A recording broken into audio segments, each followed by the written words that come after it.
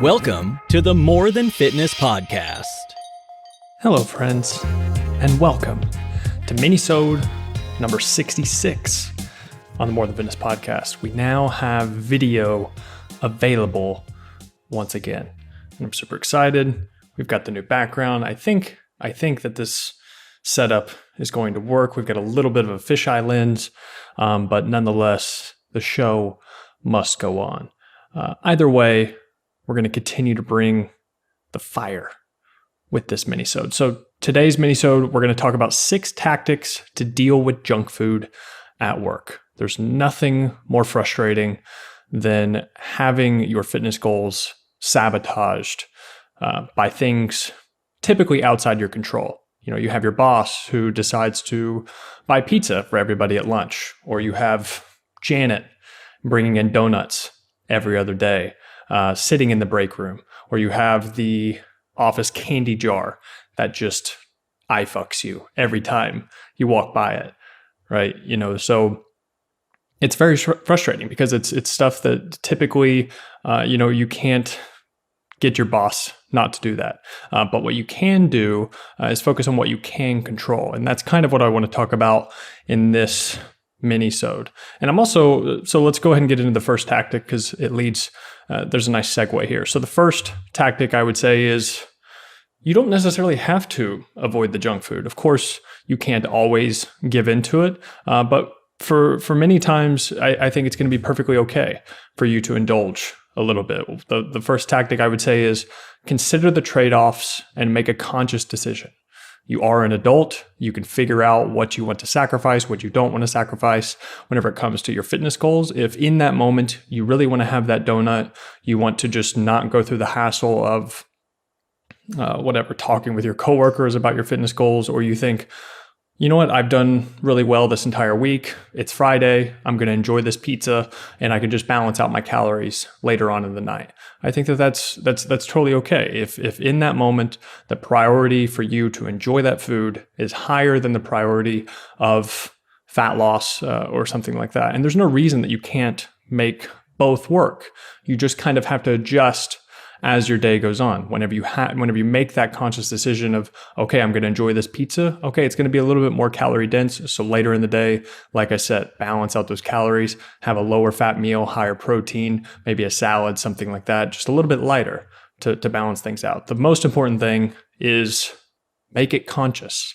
That's the main thing. Whatever you decide, don't let it be a mindless decision, because if you let mindless decisions get a hold of you and you just eat that donut out of impulse or that pizza out of impulse, one, you're going to enjoy the pizza or donut for a couple minutes, a couple seconds, but then whenever you're done, you're just going to feel guilty about it. So from the very beginning, make a decision, commit to it, and be okay with it. Just move on. Almost knocked over my rock star.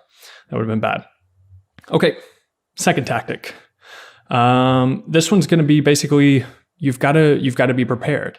What typically happens is people don't have clarity on what they're going to eat for lunch. So whenever the easy option, like boss bringing in pizza, comes in, and then you don't have anything ready to go. You didn't pack your lunch, or you don't have any other options available to you, or you haven't thought about, oh, what if the boss brings in lunch today?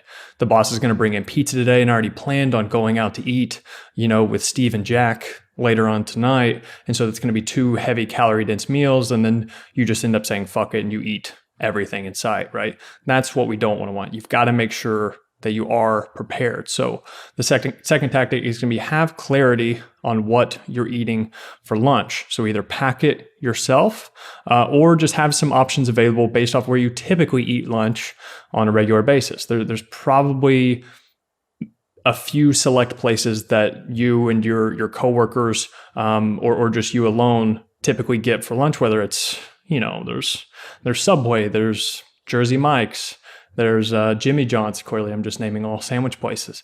Or there's Chick-fil-A or something. It depends on where you go and what you guys typically get. But you can have a few conscious choices ready to go. If you go to Chick-fil-A, you can get the wrap, or you can get a grilled chicken sandwich and then get a fruit cup or something like that. Just have some choices available to you based on where you regularly go. That way you're prepared for anything. I think that is going to be your best bet. So that's tactic 2. Tactic 3 is a nice little segue from tactic 2, and it's going to be to make sure that you eat breakfast. So because the biggest thing is people skip breakfast because they're either intermittent fasting or whatever the hell. They're not hungry in the morning, so they just opt for coffee. And then what do you know? By the time 11 o'clock comes around, lunch is getting closer, they're starving. And so whatever you put in front of them, and especially if there's pizza or something, you smell pizza coming from the break room, like the chances of you making a good decision in that moment are very, very slim. So have an adequate breakfast, have a decent amount so that it can last you until lunch. And so you're not having your coffee and then you're starving shortly after. And then also make sure that you have healthy snacks available at all times. This is key whenever, around your office, or even whenever I'm traveling. That's the biggest culprit, is that I get stuck without any type of snacks available. And then I get really hungry. And then again, I'm just going to eat whatever's close and whatever's convenient, right? So a few healthy snacks that I always recommend to my coaching clients to have around their work, either at their desk or somewhere easily accessible.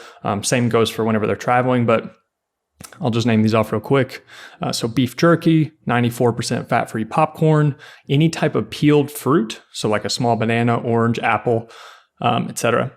Greek yogurt, protein powder, or even better would be a ready-to-drink protein shakes. I'm really big on those. I've already had one this morning, actually.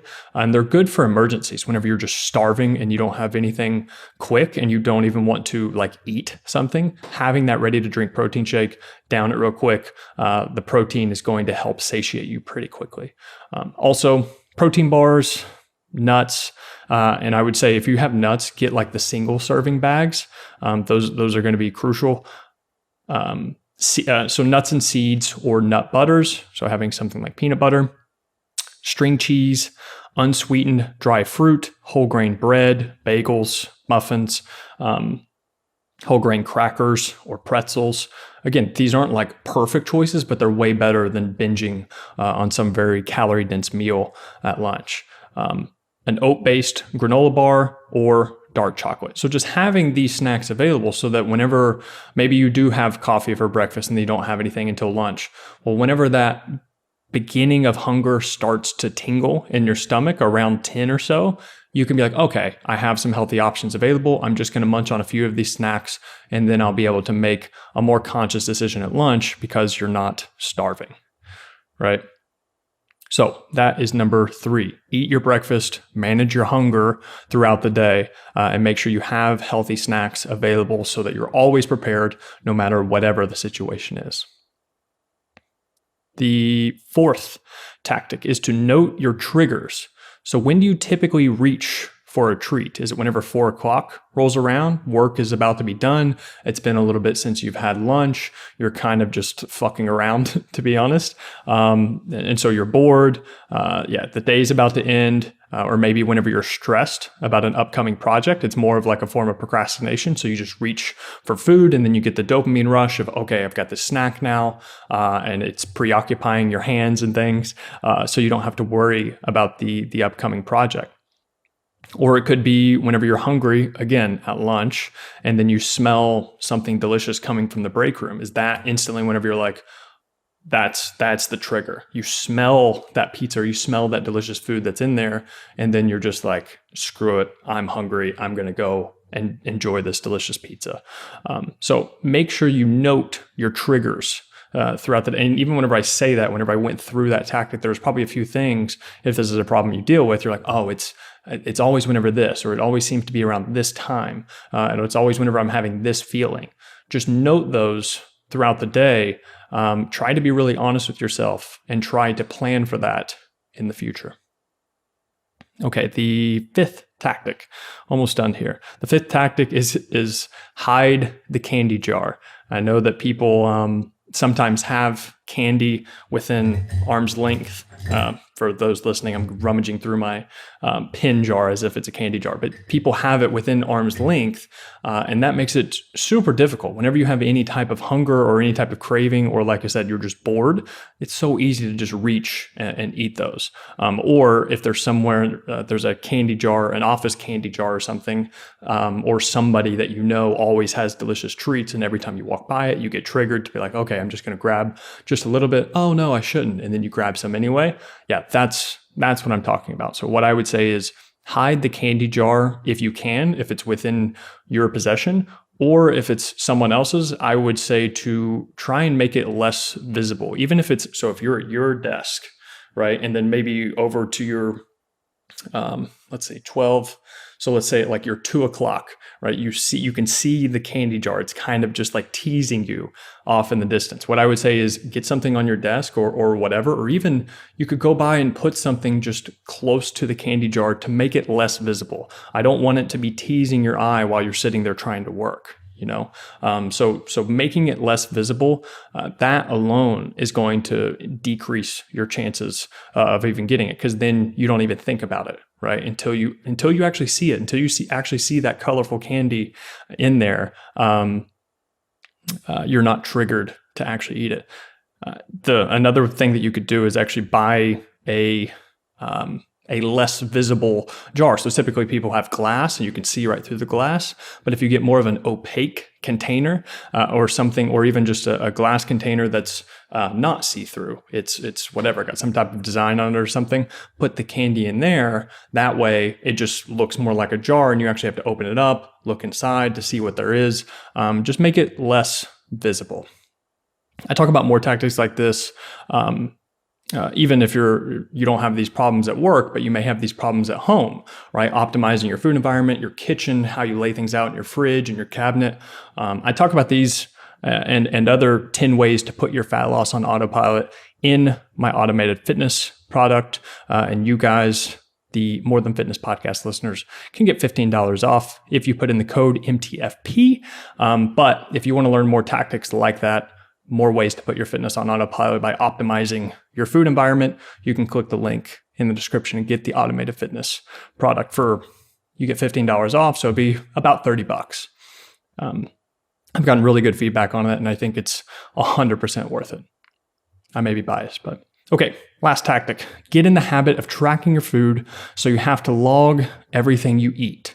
This alone will just make you more aware of the calories that you're eating on a regular basis, including snacks and things. And you may even be too lazy if you're in the office and you want to reach for something, you know that you have to track everything. So just by getting that candy alone, you're going to have to go in, you're going to have to find it, you're going to scan it, you're going to have to put in the serving size, et cetera. And just that little extra step, that little bit of extra friction alone could prevent you from doing it. So I would say get in the habit of tracking your food. There's tons more benefits than just this, but the main thing is going to be that you will be more conscious and aware of the decisions that you're making on a daily basis, including reaching for some random snacks throughout the day.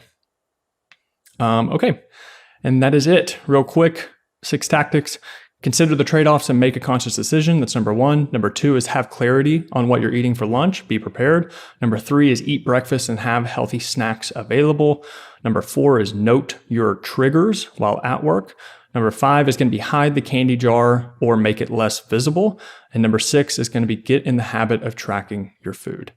And that is it, ladies and gentlemen, for the New York edition of Minisode number 66 on the More Than Fitness podcast. As always, thank you so much for listening and for watching. See ya.